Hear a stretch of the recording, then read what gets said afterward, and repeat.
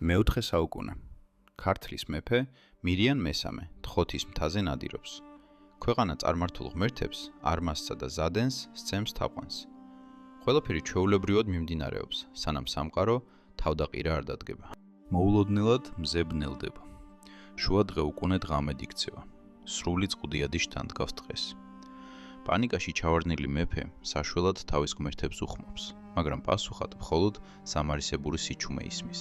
სასუწარკვეთილი მეფე ბოლოს გადაწყვეტს, დახმარება ტყვე ქალის ნინოს უცხო ღმერთს თხოვოს. თუ ამ წყუდიადისგან მიხსნი, შენს ჯვარს თაყვანს ვცემ. და ხდება სასწაული. ლოცვის დასრულებისთანავე სიბნელე იფანტება და მზე ისევ ანათებს. მცხეთაში დაბრუნებული გაოგნებული მეფე ნინოს წინაშე მუხს იდრეკს. 326 წელს მირიანმა ქრისტიანობა სახელმწიფო რელიგიად გამოაცხადა, მაგრამ უდიდესი სასწაული წინ არის. იწყება პირველი ეკლესიის მშენებლობა. ტაძრის ასაშენებლად ოსტატებმა ნაძვის ხისგან 7 სვეტი გამოთალეს. 6 თავის ადგილას აღმართეს, მაგრამ მე-7, ყველაზე დიდი სვეტი, ადგილიდან ვერავინ დაძრა.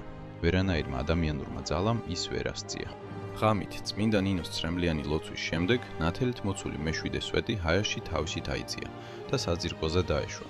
სწორედ ეს იყო სვეტი ცხოველი, სიცოცხლის მიმნიჭებელი სვეტი, რომელიც ქართული სულის უკვდავების მთავარ სიმბოლოდ იქცა. თქვენი აზრით, თხოთის მთაზე მომხდარი მზის დაბნელება რეალური ასტრონომიური მოვლენა იყო, რომელიც ნინოს ლოცვას დაემთხვა. თუ ეს უბრალოდ ლამაზი ისტორიული ლეგენდაა? დაწერეთ კომენტარებში.